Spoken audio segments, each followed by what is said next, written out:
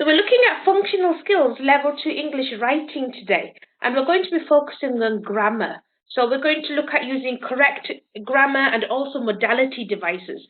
Now don't worry about if there's some things that you're not sure about. As by the end of this session, you'll actually have gained a clear understanding, so don't be confused or worried at the moment. Let's see. Right, so the aims and outcomes for today's lesson. So by the end of this lesson, you should be able to do these things. So ensure that you've got a subject-verb agreement in your writing. Use tenses correctly, so past, present, future. Know how to position articles correctly, and articles are like the, them type of things. And know the basics of their use. And use pronouns correctly as subjects in the possessive form. So again, we're going to go over all of this. So you should also have an understanding of how articles are used with uncountable nouns. Use pronouns correctly as objects. Understand how to make collective nouns and agree with the verb. Understand how an indefinite article can change to a definite article. And then use a limited range of modality devices. So you'll be able to use a range of modality devices by the end of this. So to be honest, a lot of these things you'll probably know how to do anyway. It's just that they've been given fancy names that you might not be 100% aware or familiar with. Yes, this is true. So I've got a little bit of noisy background. If you don't mind muting, please, just so we have a nice, clear recording. Thank you. So what do you actually need to do? So at level 2, you're expected to be able to use your grammatical skills to get a good, effective writing, and also be able to put correct tenses down.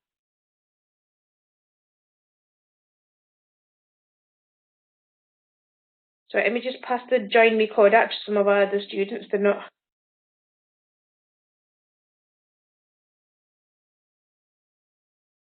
One 8 7 5 7 1 2 1. Sorry, apologies. So for top marks, you should be able to know what a subject-verb agreement is and how to use these. So how to use these agreements for pronouns and for collective nouns. And that is the point of today. That's what we'll be doing throughout the whole session. So we'll be looking at singular and plural subject-verb agreements and the rules against them.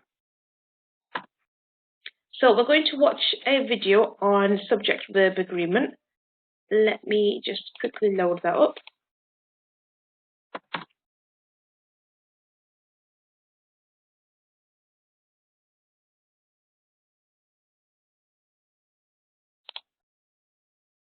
So I just need to re-log back in. It's timed me out.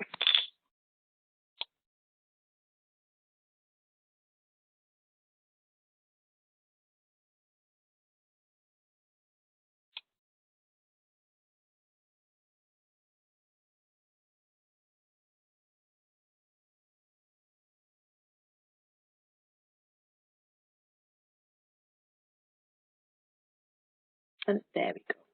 So remember, even if you don't hear it, please go back and look at these videos independently. They're really useful and they do simplify everything. I know we sometimes get audio issues when I play videos, but you'll be able to read along if that's a problem.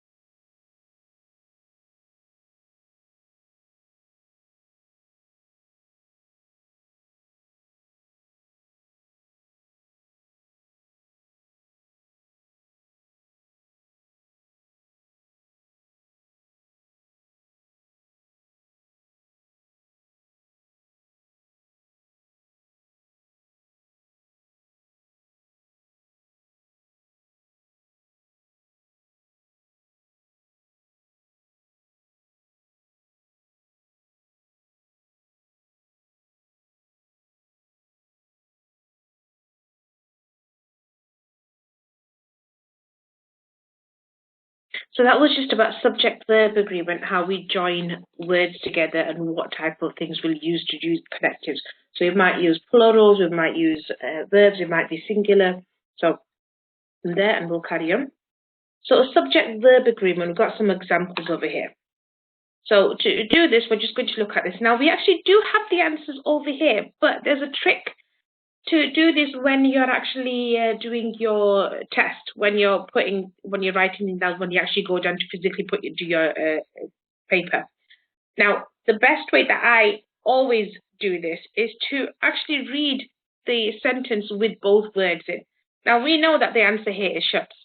So let's go over what I mean. So instead of saying the office shut at 6 today, I would do the office shuts at 6 today, or the office shut at 6 today. I've got to see which one fits better. So we already know that the answer is shut, so we know that it makes sense to say the office shuts at 6 today.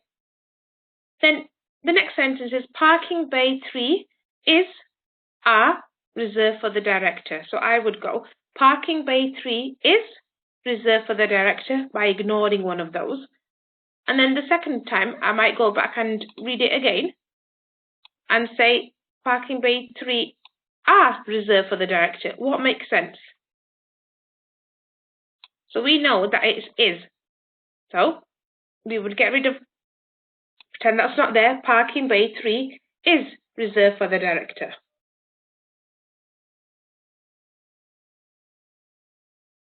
And then third one is she need to bring some ID, or she needs to bring some ID. We've got two options, need or needs.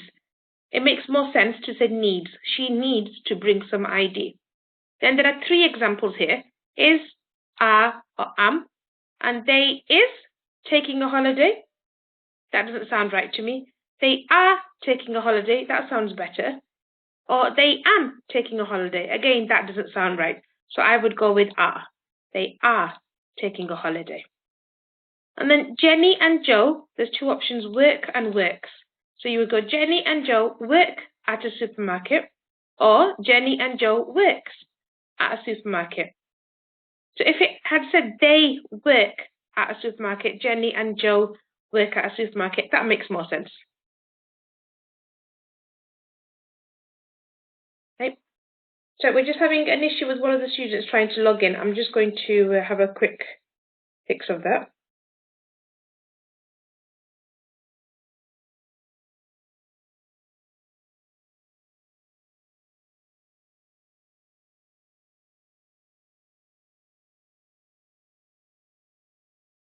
Five, three, seven, 1, 2, 1.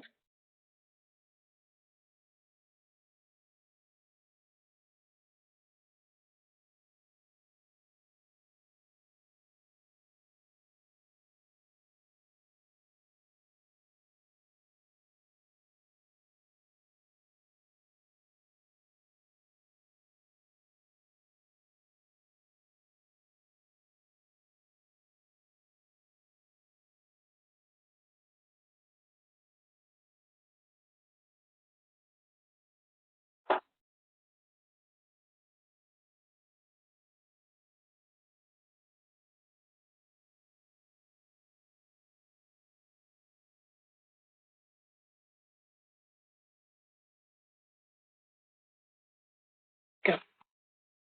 Let's go into the second section now. So subject verb agreement 2. So let's see which ones of these are right or wrong. We've already got the answers here again.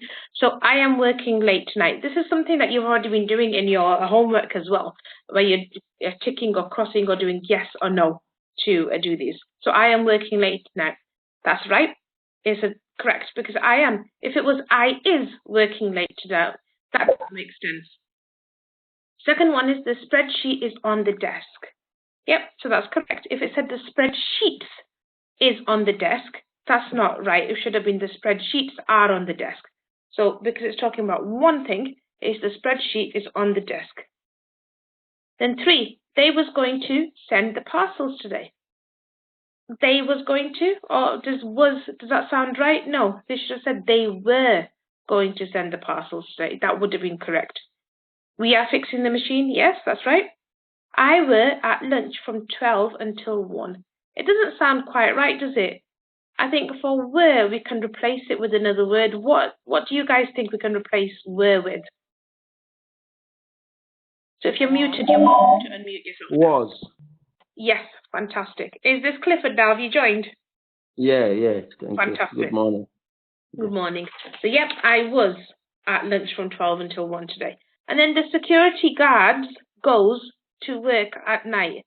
So goes, is that the word we should be changing, do you think? Or should we be changing guards?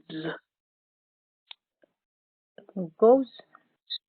So security guards, if it was more than one, then yeah, goes would be right. You would say, change it into something else. What would you change it to? Go. Yeah, so there's two possibilities on this. You would use the security guards go to work at 9, or you could change the sentence and change the guards to a guard. So the security guard goes to work at 9. So there's a lot of options that you can change things into. But thank you very much for joining in. So we're going to look at the second video now about verb tenses. And again, if you don't have audio, I really apologize. It's the same sort of level that we just had a minute ago.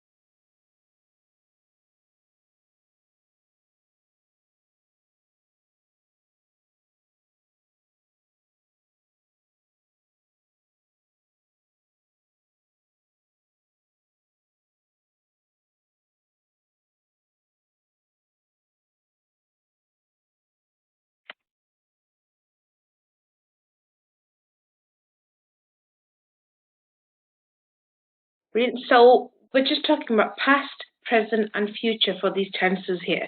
Now, something that has happened, something that is happening, and something that will happen. Now, a good example I can use is about me now. So if I'm talking in the past, Afsha ate her breakfast. So I've already eaten it, it's done. If I was eating it right now, in the present, I would say Afsha is eating her breakfast. Or if I'm planning to make it and eat it in a few minutes or so, Afsha will be eating her breakfast in 10 minutes. So you understand something that's happened, how you change the word, something that is happening right now, and something that will happen in the future. So let's continue with our PowerPoint. So with verb tenses, there are three tenses, like we said. Past is showing something that's already taken place. So Joe caught the bus to work. So caught, because he's already done it. Joe was catching the bus to work. Or Joe had caught the bus to work. And had is the word there. Present is something that is happening right now. So Joe catches the bus to work. Or Joe is catching the bus to work. And then future, something that's going to happen. So Joe will catch the bus to work tomorrow, or Joe will be catching the bus to work tomorrow. So they've added the be into there. So does that make sense? Is there anything anybody wants to ask before we go forward? It makes sense. Yeah, fantastic. Let's go forward then. So we're going to look at this now.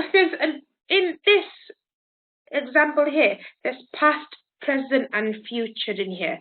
Now, the verbs have already been changed onto here. But if you were going to do them in the past tense or the future or the present tense, they would be slightly different. So this does make sense. It's just that there's three different tenses going on. So further to our telephone conversation a moment ago, this has just happened. I am pleased to attach my CV. So they've attached their CV to doing it. You will see that I have completed, this is past, a range of business administration qualifications and am well qualified to work at Smith & Company. Then they're talking in the present term. I am in charge of a team of admin staff in my current job. And now they're going into the past. I have been working for Browns for 5 years. They have been a great company to work for, and now this is the future. But I am now interested in gaining promotion and skills with another company. So when we do write emails or letters or fill out a cover sheet for when we're applying for jobs, we probably will end up doing something similar to this, saying that you're talking about, you're bigging yourself up. So you're talking about something that you've done, something that you're doing, and what your future plans are. But it can be a little bit confusing because it's not consistent and you've got past, present and future all going on within a couple of sentences. So let's go on to our last video, which is pronouns.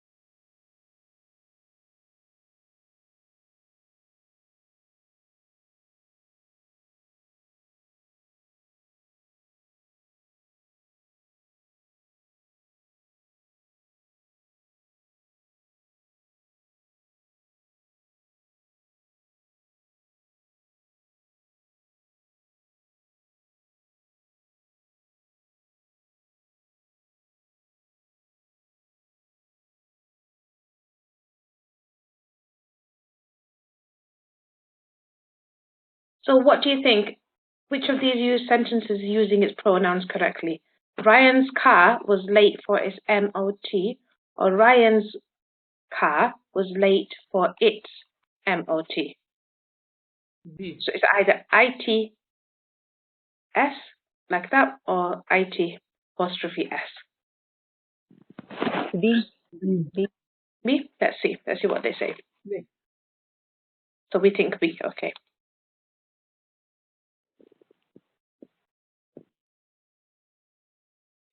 ITS. Yeah.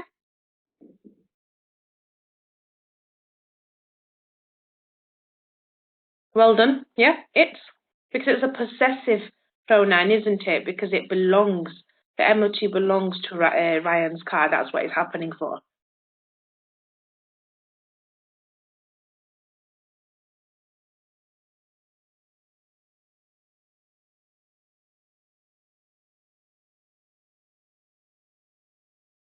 So well done. So to have a quick recap of what we have, because I know that not a lot of you had audio on here. So when we're looking at pronouns, for first person pronouns, it can be singular is I or me.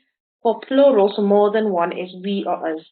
For second person, you would go you and you in both way. So you'd either talk about it in singular, would still be the same, and in plural would still be the same. You wouldn't go use. It doesn't make sense. Third person, singular pronouns are he, she, him, her, it. And if you want to have more than one thing or one person you're talking about, you would go they or them, so like a group of things. And then you have pronouns that will indicate possession as well. So these are things like mine, this is mine, that shoe is yours, hers, his children, ours, these children are ours, theirs or its. And then reflexive pronouns. So something that you're talking about yourself, or myself, himself, herself, itself, ourselves, yourselves, or themselves. So it's just a bit of a recap. So please do go in, have another look at these videos. They are very informative. There's my PowerPoint hiding. So pronouns, again, we've just gone over it. I, me, or we and us. Second person is you, and again, for plural, it's you. Don't go use, don't put an apostrophe on it and put an S at the end, or don't do Y or US. It really does not make any sense at all. Third person, he, she, him, her, it, and they and them. So we've got the possessive and the reflexive ones like we've just done now. So an example of the reflexive ones are, quick recap, myself, himself, herself. You can have an example of this is you go to the shop yourself. Or when my children are saying, I'm hungry, I said, go to the fridge yourself and get yourself a snack. You know, things that you'll use on a normal basis. And then we've got this text now, and they're not consistent again. So let's go over it. Ian Applin has been the manager of the Castle Hotel for 3 years. He oversaw a £10 million refurb. Now this is a quotation from him. Our overall aim was to respect the most iconic areas of the hotel. People visit our hotel from all over the world to experience its old world charm. Now, on here, where it says our hotel, do you think we could change something on this? And why, if so?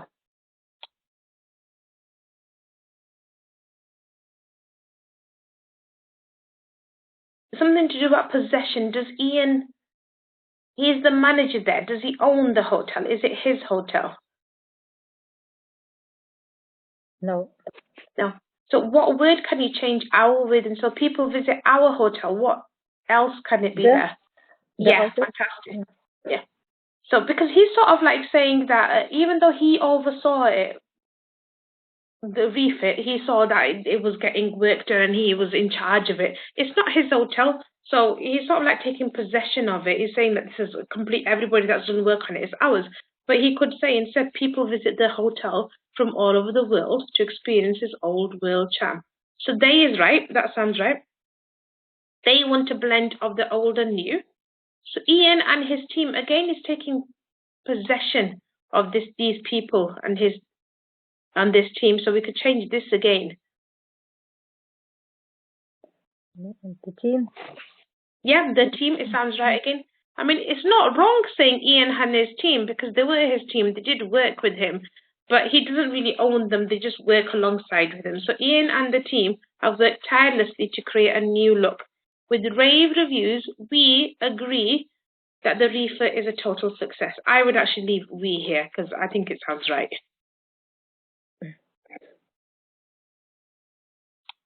Go. And then pronouns. So here are some examples and then another example. So a wrong way and a right way. So the first one is Ian and Tamika were working late with Tom and I. And it doesn't make sense. So you could go, they were working late with us. So Ian and Tamika have been replaced with they, and Tom and I have been replaced with us. The floors needed cleaning, but Tom and I were too busy to sweep the floors. So replace that sentence with the floors needed cleaning, but we were too busy to sweep them. Why was Raj late for the meeting with Becca yesterday?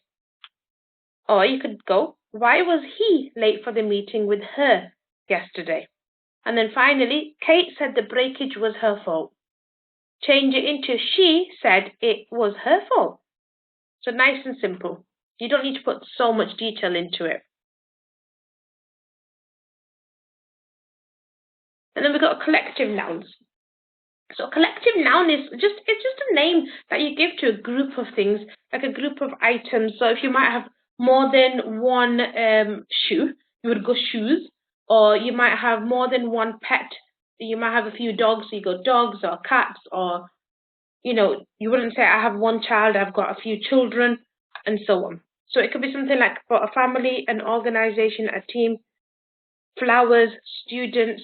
So you don't actually need to learn the list of collective nouns, but you need to make sure that you have the grammars there, the grammar for it is correct. So if the collective noun refers to a group as a unit, then it takes a singular verb. So today the class takes its exam. So you wouldn't say the classes, or you just talk about one class, or you wouldn't say pupils. You just go class because all the pupils, all the students in that class make up that class. So class takes, and it's singular, and that all the members of the class will be taking the exam at the same time. But if the noun refers to individuals in the group or some people that make up the group, then it should be plural. So after the exam, the class start their speaking and listening presentations. So class, start, and those words are plural. So the students are starting their own speaking and listening presentations is what they're saying. So after the exam, they're going to start doing speaking and listening presentations one by one.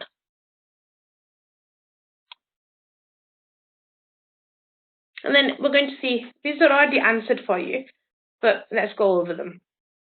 So the committee is undecided. That's correct. The next one, the stack of papers is on the table. That's correct. If it said the stacks of papers is on the table, that would be wrong. Or if it said stack of paper is on the table, that would be wrong as well. Now, everyone want to work here. That doesn't sound right, does it? So we go, everyone wants to work here. Then a majority of the shareholders want the merger. This is correct. It sounds right. People that are in a company, they all want to join another company, merge together, work together, and most of them want this. Number 5 is the team are in London this week. So it doesn't really sound right, does it? The team are in London. Or you could go, the team is in London this week. It just makes more sense. And then the gang of workmen are late. That makes no sense. So the gang of workmen is late.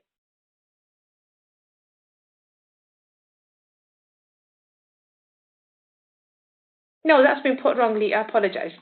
This is incorrect. This actually is.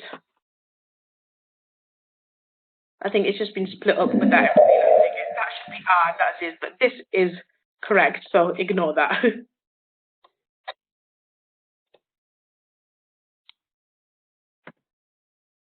And then articles. Now, what is an article? So an article is something, it's just the and a. So that is what we're doing as an article. So these articles, the a, they actually refer to specific nouns, to specific items, they belong to something. So we're just going to go over them. We're going to look at these jokes and we're going to look at why they're underlined. So a horse walks into a bar. The barman says, why the long face? So can anyone tell me why you would go a horse works into a bar?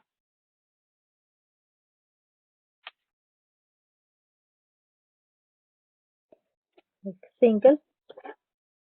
Yeah, because it could be anything, couldn't it? It's a single horse, it's just anything. It could be any horse that's walked into any bar. It's not specific. We call this an indefinite article. So a horse, something that's single, so it could be any horse that walks into any bar. That's an indefinite article. It means that it's not fixed. It could be anything, anyone, going anywhere. And then the barman says, why the long face? So do you know why the has been used here? It's about belonging. Yes, belongs. Yeah, the face belongs to the horse, isn't it? I mean, it's funny because horses have long faces anyway. And when we're feeling upset, someone will say, oh, why the long face? You know, to show that you're asking you why you're upset. So that's why it's meant to be funny. So the is a definite article. Now, what I mean by that is the actually belongs, the long face, the face belongs to that particular horse, which is why we're going the long face, because it's a definite thing. We know that this face belongs to that horse that has walked in. So it could be any horse, but it's that particular face belongs to the one that just walked into that bar. So what's the best thing about Switzerland? I don't know, but the flag is a big plus. So again, we're talking particularly about Switzerland. So referring best to Switzerland. And then the flag belongs to Switzerland. And it's just saying that it's a big plus because the Switzerland flag looks like a plus sign. And then finally, what sits at the bottom of the sea and twitches? So we know the bottom of the sea actually belongs to the sea. The bottom actually belongs to the bottom of the sea. And that is twitching when it's there. And then we're saying a nervous wreck. So it's meant to be funny again, as if a ship has crashed or if someone is stuck down there. So yeah. So the general rule for these articles are, you've got a rule which is, so you've got rule here, countable nouns, and then uncountable nouns. So countable nouns that you can actually count more, that you can see how many there are. But things like you can't count how many grain of rice there are. So yeah. So a rule is specific, identify the noun. So countable nouns are a and un. And then for things that be no article, be no the. Specific identity, so this is something you know that belongs to this. So it'll be the. So this thing belongs to that thing that we're talking about, that horse, that dog, that person. And then all things in general, you're not putting an a or the on it, and you're not putting any articles down on it either. So we'll go into that in a bit more detail to explain. So this example here will help. So we've got an indefinite article, so a goes before the noun. So a horse walks into an. That's an indefinite article, it's before a vowel. So it could be like an umbrella, an old man, an hour, and so on. So a horse walks into an animal-friendly bar. So you're putting adjectives there. So before it was just walks into our bar. It was random, you don't know what it was. But you're giving it more description now by putting animal-friendly there. It's getting a lot more description. So you know that it's a nice bar that accepts animal. Then the bar says, why the long face? And now again, like we said before, the face belongs to that horse. So which is why it's a definite article. We know they're referring specifically to that animal there. So anybody got any questions? Because I know this is a bit of a confusing little section here.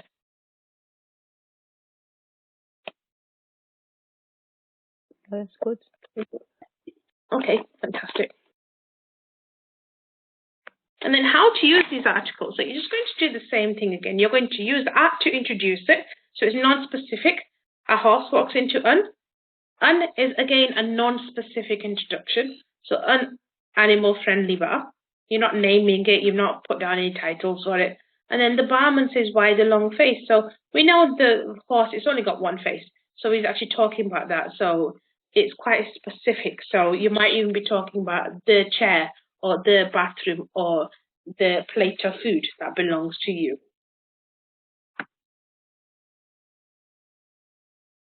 There you go. So let's go over this. So what's the best thing about Switzerland? I don't know, but the flag is a big plus. So the is a definite article because we know that this is going to be used there. Switzerland is just a name of, it's the name of a country and naming the place. The again is specific over here because the flag belongs to Switzerland. And then this is non-specific, big plus. Because we don't know how many big pluses are on it. There could be loads of them. There could be one of them. Are they talking in the way of that it's, it looks nice. But in this aspect, we know that the flag of Switzerland, it looks a little bit like this. It's got a square around it. Oh my goodness, my drawing is terrible. Let's try again.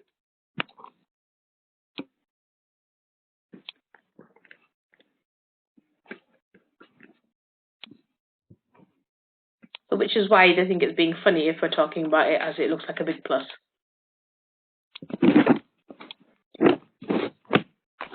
And again, with this same sort of aspect again, there's only one bottom of the sea. Is non-specific. It could be any type of nervous wreck. It could be a person. It could be an animal. It could be a shipwreck. And then we know that this is established over here because we're talking about the sea. We're talking about a particular item, a particular thing. So we could be talking about the sun, the moon, the stars, anything. So the belongs to sea. So when an indefinite article becomes a definite article. So when you use an indefinite article to introduce something, it can be turned into something that we know and put into a definite article afterwards. So there is a tree in my back garden. So any tree, just a tree. The tree was planted by my father over 30 years ago. So you're just talking about that you have a tree in your back garden, but then you're making it into a definite article because you're talking about one particular one, you're thinking of one, or you're pointing at one. And you're saying that tree, the tree was planted by my father over 30 years ago. So we introduce the tree with an a or an un because it's new to us. But then because we know which one we're actually talking about, it becomes a definite article, so it becomes the, because it's quite specific then. And then we've got uncountable nouns. And then they take no article when they're introduced. So I heard a tall tale about rice last night. I don't think there was a grain of truth in it. So again, this is meant to be funny. It's a joke about, we know that rice grains. So yeah. So rice has no article as it's uncountable. You can't go a or un, and you can't go singular because there's one. You're not going to be holding one piece of rice, are you? And whether it's single or plural, you're always going to say rice. So when we talk about a grain of rice, we use a for one grain. So once rice is introduced, we may use the to be specific. So we had curry and rice last night, and then because you're talking about the rice now, you would go, the rice was delicious. So you're talking about the rice aspect on its own. You're not talking about the curry, so the rice itself was delicious.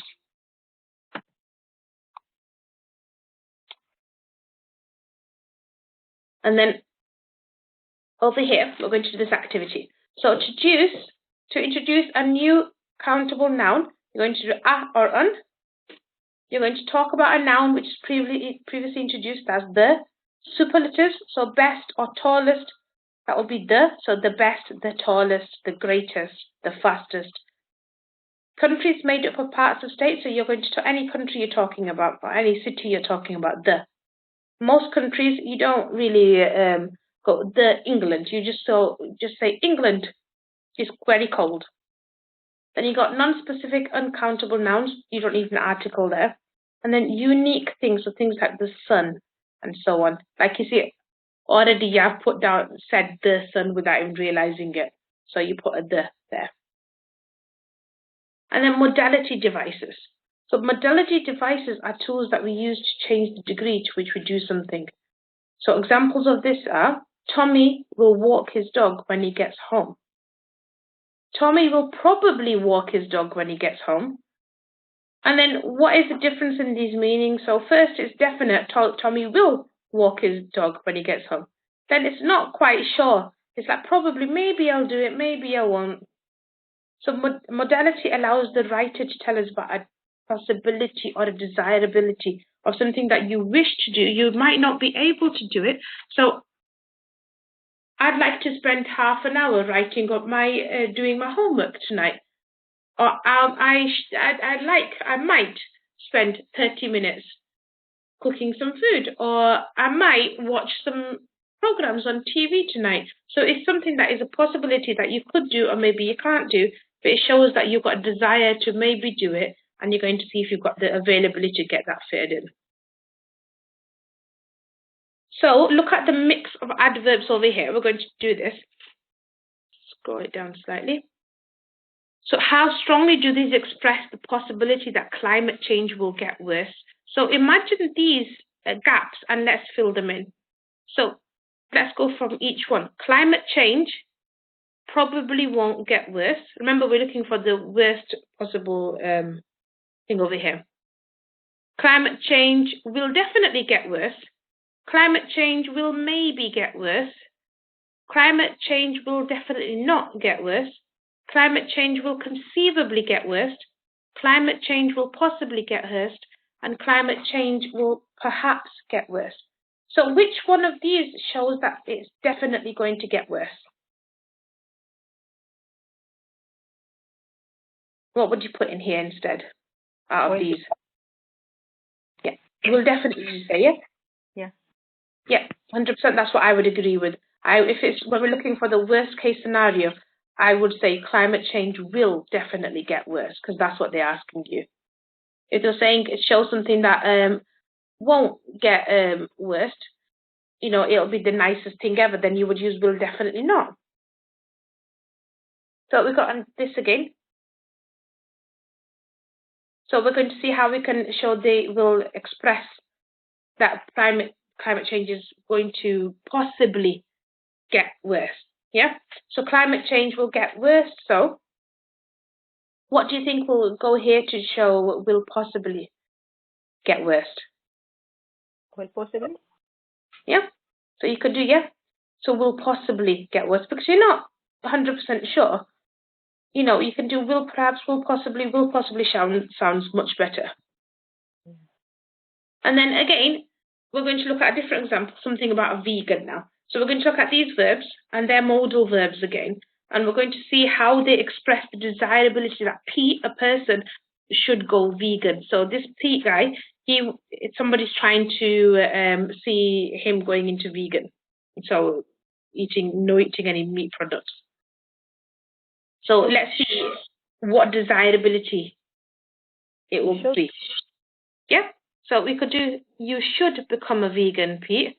Or, because you can't force someone, thoughts on someone. You can't say, if he was saying that I will become a vegan, that's a different thing, but it's you suggesting, so you should become a vegan, Pete. That's a nice one.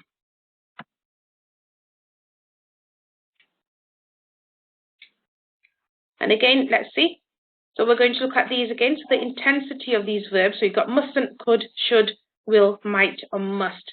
This is somebody who's doing a strong desirability for Pete to become a vegan. So what would they use? Somebody's really trying to get this guy to be vegan. You will. Yeah, so you will become vegan, or I would go you must, because I'm trying to get him to do it. I'm trying to tell him to, come on, put my will on him and say, come on, do it. You must. And then we've got these phrases here. So we've got not long to go now.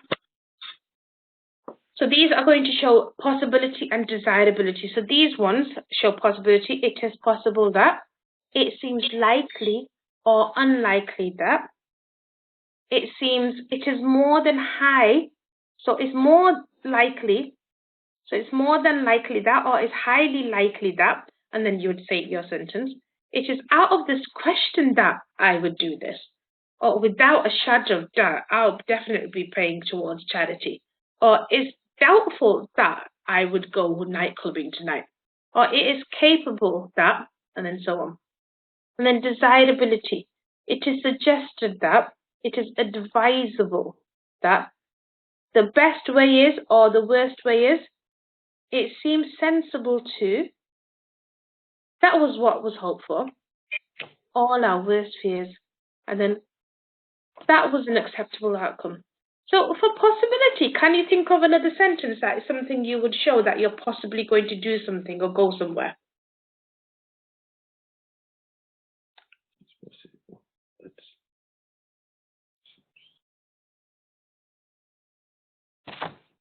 So if somebody answered it, yeah. It looks like that. It looks like.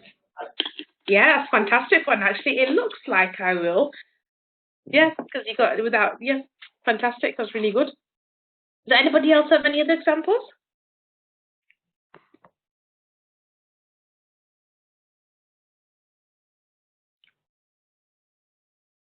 To be honest, I think most of them are on here.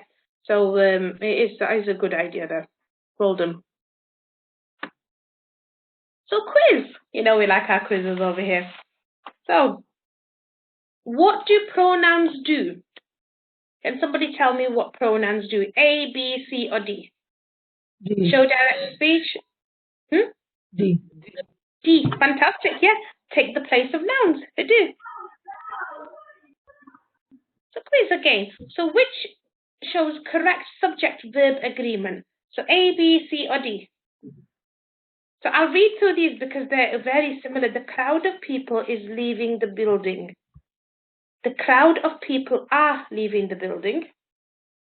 The crowds of people is leaving the building. And the crowd of people is leaving the building.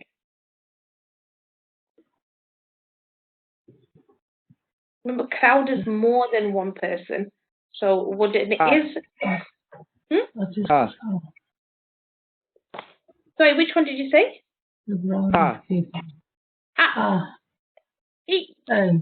No, because I know when we go further on, there's something that shows that should be the right one. But no, it's because it doesn't make sense if you're going the crowd of people is.